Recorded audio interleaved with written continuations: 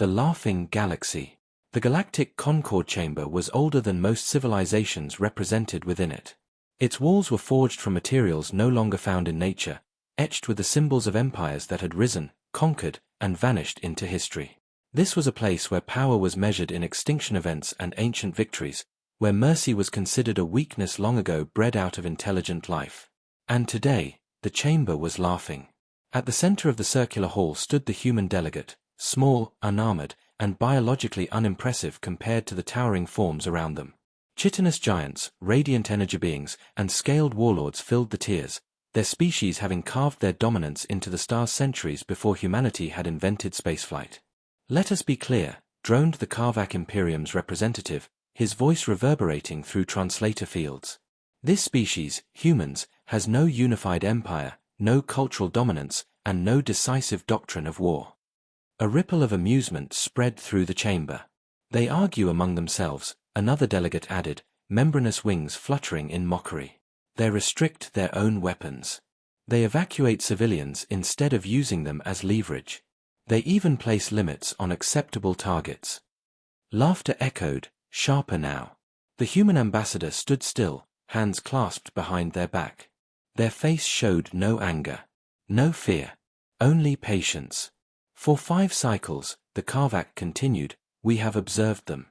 They retreat when challenged. They negotiate when threatened. They warn their enemies before engaging. Tell me, honored council, what kind of species survives the galaxy by asking permission to fight?" More laughter. Even some of the younger races joined in, eager to align themselves with the ancient powers. The Concord Overseer, a being whose species had ruled systems before Earth had oceans, raised a limb for silence. "Humanity has requested continued recognition as a sovereign entity," it intoned. "They claim their restraint is deliberate." That word, restraint, was met with open derision. At last, the Overseer gestured toward the human. "You may speak." The chamber quieted, not out of respect, but curiosity. Everyone enjoyed watching a weak species justify itself. The human ambassador stepped forward. Their voice, when it came, was calm, almost soft. "You believe restraint means inability," they said. "You believe mercy exists only when strength does not." A few delegates leaned forward, amused. "We are aware of how you classify us," the ambassador continued. "Divided. Emotional. Inefficient. You call our laws of war primitive. You mock our refusal to erase worlds." The ambassador paused, letting the silence stretch. "Those rules were not born from weakness," they said quietly. "They were created because we know exactly what happens when restraint is abandoned." The Karvak representative let out a harsh clicking sound. "An emotional appeal," he scoffed. "Typical." The ambassador met his gaze. "This is not an appeal. It is a warning."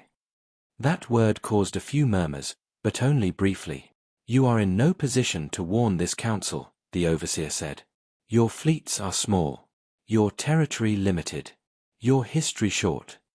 "Yes," the human replied. "And in that short history, we learned something very early." They activated a single holo image, a human city, vibrant and alive, children visible in the streets. "We learned that survival without morality turns victory into extinction," the ambassador said. "And that power without restraint eventually consumes everything, including those who wield it." The image vanished. "We do not ask the galaxy to adopt our ways," the ambassador finished.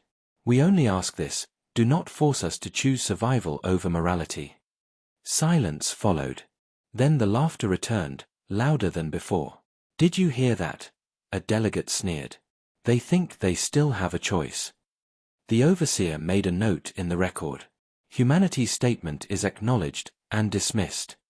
As the session moved on, another matter was raised, a border dispute involving a minor expansionist empire and a human frontier system. The aggressor announced its intent openly, confident and proud. The human ambassador did not object. Days later, the attack came. Human ships did not form battle lines. They did not contest orbit. They opened evacuation corridors instead, pulling civilians from the colony world while alien warships watched in disbelief. The aggressors broadcast the retreat across the network. "Observe," their commander mocked. The humans flee. This is the species the Concorde protects. The feeds spread everywhere. And once again, the galaxy laughed. Back on the Concorde station, in a quiet observation chamber far from the Council's echoes, the human ambassador recorded a private log. "They think restraint is fear," the ambassador said softly. "They think mercy is weakness." They ended the recording with a single sentence, one never transmitted, never shared. "If one human world burns," the ambassador whispered, "we will stop pretending we are civilized." Far beyond the laughing chamber, human space fell silent. And somewhere, deep in the dark, the galaxy took its first step toward learning what that silence meant. The first world burned. The human world of Erythra was never meant to be famous. It was not a fortress planet or a shipyard bristling with weapons. It had no grand fleets in orbit, no strategic choke points, no military academies carved into its soil. Erythra was a core world of culture and life, a place where cities grew alongside forests, where oceans were protected by law older than its first orbital station. It was, by every human definition, a civilian world. That was precisely why it was chosen. The attack did not come with warnings. No demands were issued. No ultimatum was broadcast. The alien empire that had mocked human evacuations saw Erythra not as a target of war, but as a lesson, one meant to be watched. From the edge of the system, planet-cracking vessels emerged, their weapons already charging. Sensors across human space lit up with impossible readings as gravitational stresses bent light and matter alike. The first strike shattered Erythra's orbital infrastructure. Stations fell like broken bones, burning into the atmosphere in silent arcs of fire. Defensive satellites, designed to deflect meteors, not fleets, were erased in seconds. Then the planet screamed. Beams of condensed energy pierced the crust, igniting tectonic faults that had slept for millions of years. Cities vanished in flashes of white light. Oceans boiled as shockwaves tore through the mantle. The sky ignited, atmosphere burning as if the world itself had been set aflame. Hospitals disappeared before evacuation alarms could finish sounding. Archives containing centuries of art, history, and science disintegrated into ash. Entire ecosystems collapsed in moments, their extinction recorded only as data spikes before the sensors failed. Across the galaxy, the destruction was broadcast. Some watched with fascination. Others with detached curiosity. A few turned away, but none intervened. On the galactic Concorde, the reaction was swift and chillingly procedural. The human world was non-compliant, declared one delegate. This outcome was inevitable. Another added, their refusal to submit invited escalation. No sanctions were passed. No condemnations issued. The destruction of Erythra was classified as a regional conflict outcome, regrettable, but acceptable. The overseer spoke last. "This matter is concluded." Humanity did not respond. No fleets mobilized in rage. No threats echoed across open channels. There were no declarations of war, no emotional broadcasts demanding justice. Human space went quiet. Trade routes remained open, but civilian traffic vanished. Communications traffic dropped to near zero. Military vessels began moving, but without fanfare, without visible formations. They traveled dark, silent, and unannounced. In a sealed chamber on Earth, human leaders gathered. There were no raised voices. Holograms of Erythra rotated slowly above the table, before and after. A living world. Then a dead one. "This was avoidable," one leader said softly. "Yes," another replied. "Which is why it cannot be forgiven." They did not speak of revenge. They spoke of precedent.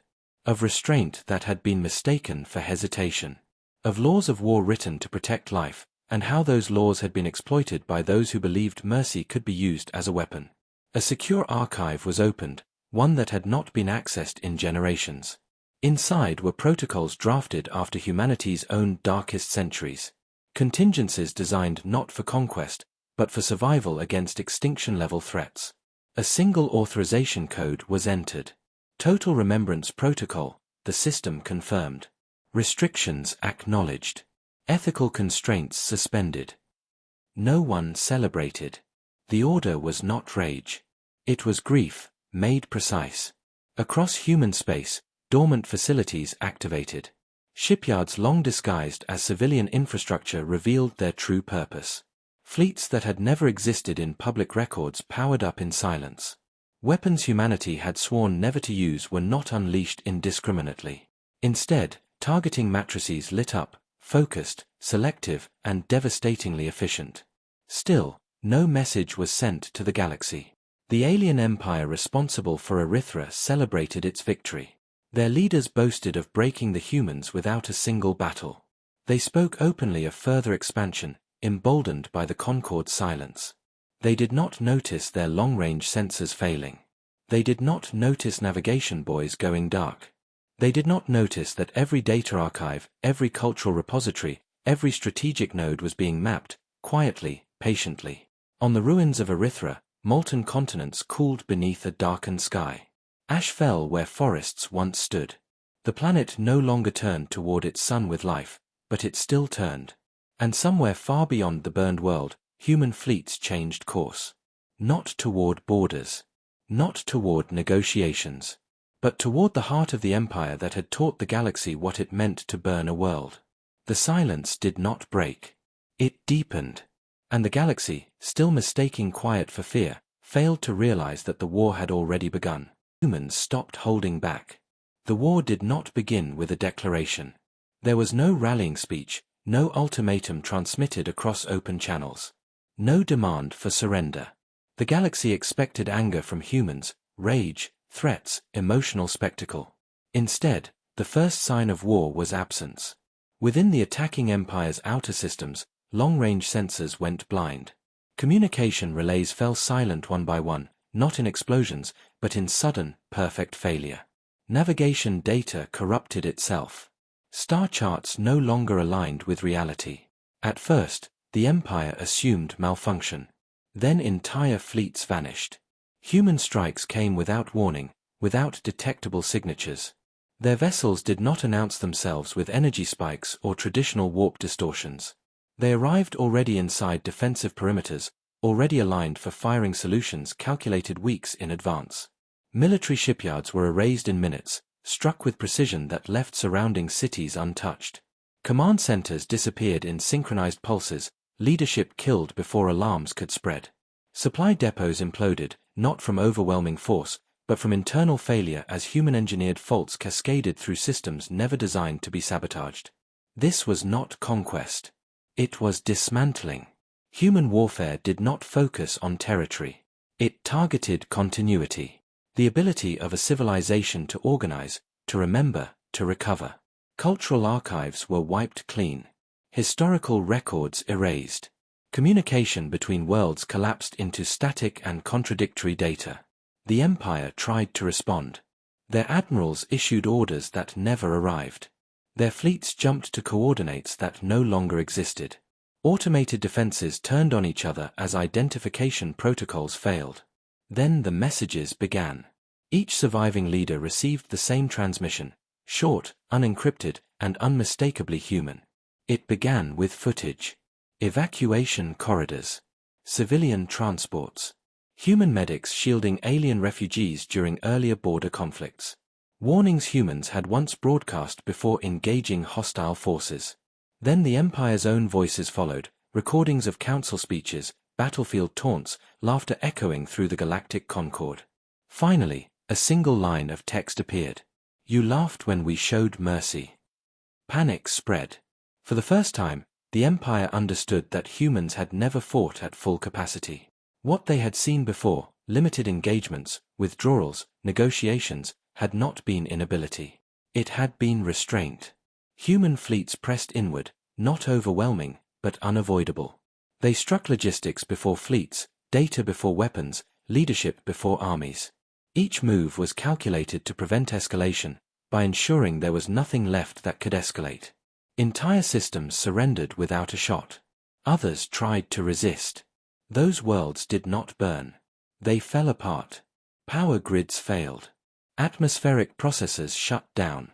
Food distribution collapsed as transport networks disintegrated. Humans did not target civilians, but they removed every structure that allowed their rulers to wage war. Within weeks, the empire ceased to function. Not conquered. Not occupied. Neutralized. Survivors were left alive, their worlds intact, but stripped of fleets, weapons, and the ability to project power beyond their orbits. A living reminder, rather than a martyr. Across the galaxy, fear replaced disbelief. Ancient empires sealed borders they had not defended in millennia. Militaries mobilized, then hesitated. Neutral systems transmitted unconditional surrender offers, some without ever being contacted. The Galactic Concord convened in emergency session. The same chamber that had laughed now whispered. Analysts presented impossible data. Human response times beyond predictive models. Strategic foresight that suggested centuries of preparation. Weapon systems that appeared designed but never used, until now. This violates every known doctrine of war, one delegate said.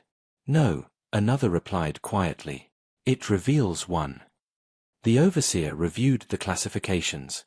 Humanity, no longer emerging. No longer regional.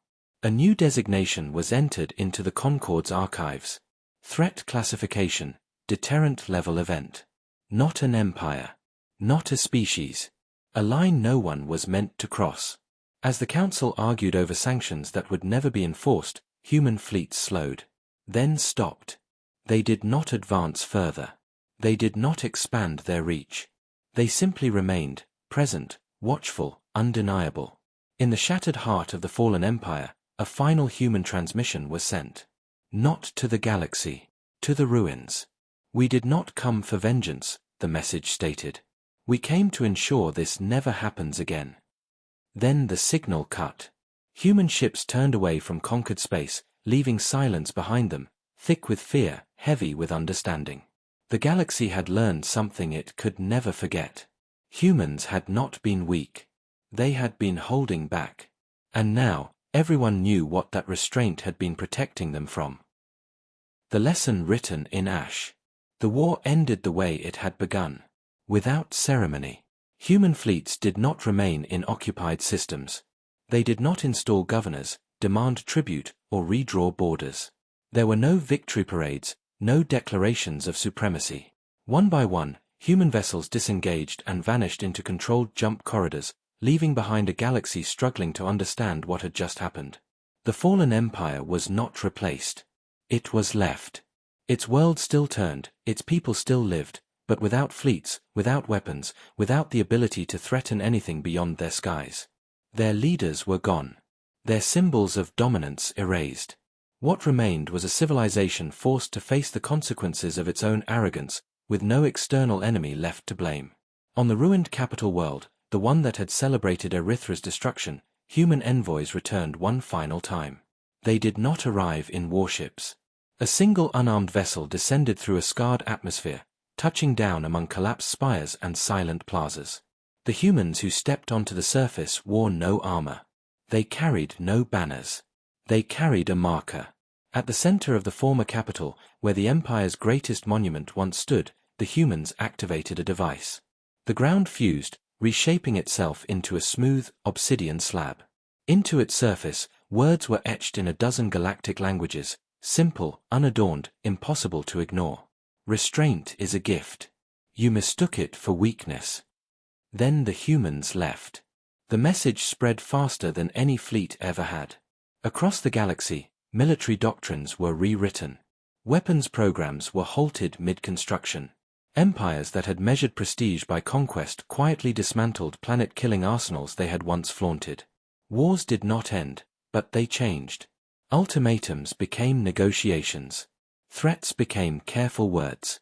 No civilization wanted to discover what humanity might do if tested again. In the Galactic Concord, the Overseer ordered the archives updated.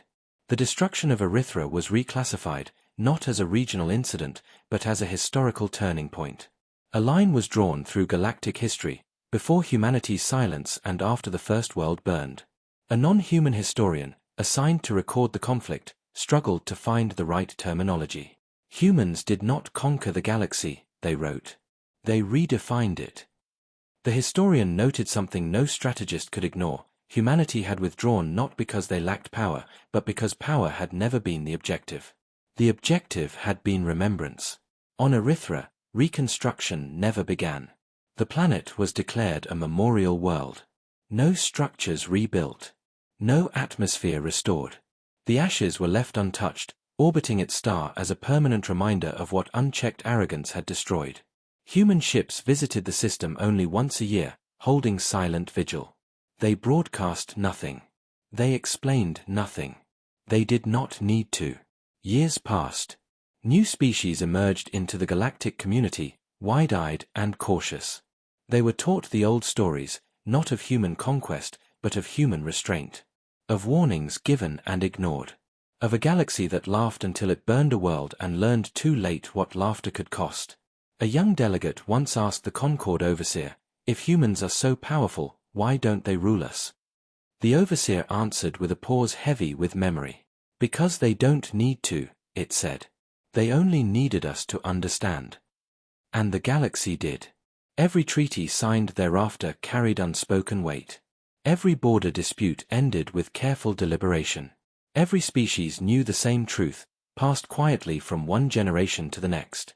Humanity was not the greatest empire in the stars. They were the reason empires feared crossing certain lines. The final record of the war ended with a single observation, etched into the Concord's permanent archives. Humans were never weak. They were merciful.